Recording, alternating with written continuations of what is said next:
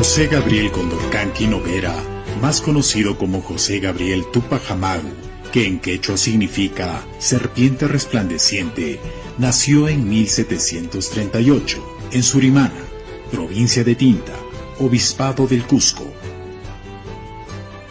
Descendiente directo de la estirpe real de los incas, fue tataranieto de Juana Pilco, quien fuera hija del último soberano inca Túpac Amaru I, ejecutado por los españoles en el siglo XVI.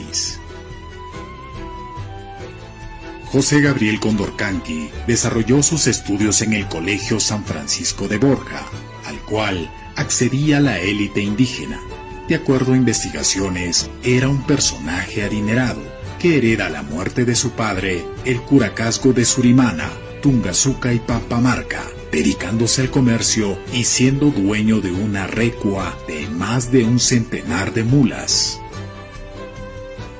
Dominó idiomas como el quechua, el castellano y hasta el latín, vistiendo además durante determinado tiempo con refinadas prendas de uso hispano que su altiva economía le permitía adquirir.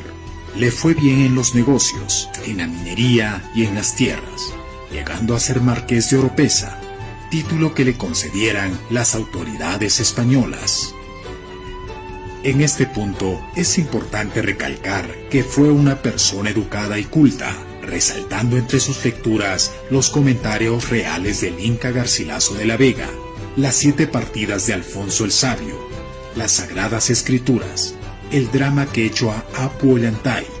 No es de extrañar entonces que en lo posterior, entre sus lecturas, también estuvieran libros y textos de Voltaire y Rousseau, personajes influyentes en la Revolución Francesa. El 25 de mayo de 1760, José Gabriel Condorcanqui Noguera contrae matrimonio con Micaela Bastidas Puyucagua, hija de Manuel Bastidas, descendiente de africanos, y de la indígena Josefa Puyucagua. La joven Micaela era de esbelta belleza y tez bronceada, con el cabello ondulado. Por sus raíces, tanto africanas como amerindias, era conocida como Samba, nombre que se daba en época colonial a las personas producto del mestizaje entre africanos e indígenas.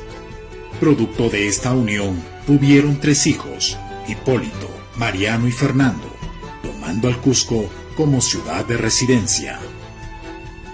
Micaela Bastidas fue su compañera de vida, de trabajo, convirtiéndose en su lugarteniente y comandando también a sus tropas.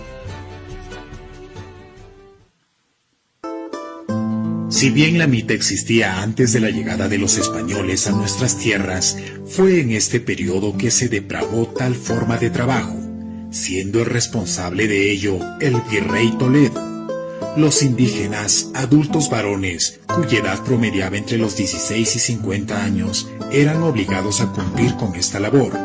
Estas personas en su gran mayoría trabajaban en las minas, sin importar el clima, la geografía o sus horarios. En principio, el virrey dispuso que más de una docena de distritos ubicados entre Potosí y Cusco proporcionaran a una 7ª parte de los hombres adultos a un año de servicio en las minas, estableciendo un programa de trabajo que aseguraba una constante dotación de hombres para esta labor, quienes trabajaban hasta 16 horas consecutivas, y peor aún, en muchos casos sin herramienta alguna, lo que significaba trabajar solo con sus manos. Ello, sumado a las extensas caminatas de las minas hasta los lugares de fundición, daba como resultado una alta tasa de mortalidad entre los indígenas. Otras formas de trabajo abusivo era el obraje, el cual obligaba a los indígenas a trabajar en las fábricas textiles en condiciones carcelarias e infrahumanas, al punto de llegar a morir en pleno trabajo. Los pongos, indígenas destinados al servicio doméstico de las casas haciendas, no recibían sueldo alguno más que el suficiente alimento para subsistir. El éxito de la actividad comercial de José Gabriel Condorcanqui fue objeto de la presión por parte de las autoridades españolas, quienes incrementaron los tributos, afectando seriamente el desarrollo de su actividad. Pero pese a sus continuos reclamos documentados, dichas medidas continuaron. Los historiadores coinciden que uno de sus pedidos, que consistía en la liberación de los indígenas del trabajo obligatorio de las minas, fue suficiente argumento para desechar cualquier atención a sus pedidos, incluido en estos el reconocimiento de su linaje real inca, proceso judicial que duró años, pero que, como era de esperarse, no fue positivo para él. Dichos abusos, sumados al incremento desmesurado de tributos, de alcabalas y aduanas por parte de los corregimientos, engendraron en el caudillo el desazón y descontento frente a la corona española. Frente a todo este escenario social adverso para los indígenas, creado y propiciado por los españoles, y a buen criterio de José Gabriel Condorcanqui, estalló la revolución. No es posible decir que la gesta revolucionaria de Túpac Amaru fue desordenada o carente de estrategia. Muy por el contrario, fue ejecutada de forma sistemática y obedeciendo a una táctica elaborada. Esto se prueba en la insistencia del caudillo en demostrar a obispos tanto de Cusco como de La Paz, como a funcionarios de esa época, de la crítica y terrible situación en la que se encontraban los indígenas a causa de los abusos laborales. Por otra parte, en sus arengas prometía arremeter contra el entonces corregidor de Canas y Canchis, Antonio Arriaga, ello con dos objetivos fundamentales: para incrementar adeptos a la causa y para atemorizar a los españoles. Promesa que fue cumplida con la captura de Arriaga, ganando con ello mosquetes, mulas y recursos económicos que servirían para la causa, confiscando a su vez tierras y productos a otros corregidores.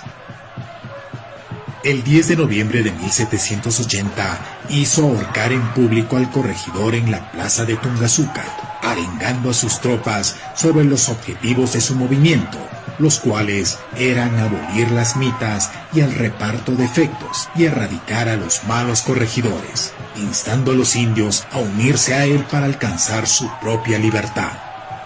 Fue entonces cuando adoptó el nombre de su ancestro Túpac Amaru, en clara muestra de rebeldía contra los colonizadores, presentándose en lo sucesivo como el precursor y legítimo heredero de la dinastía inca, enviando emisarios para extender la rebelión por todo el Perú.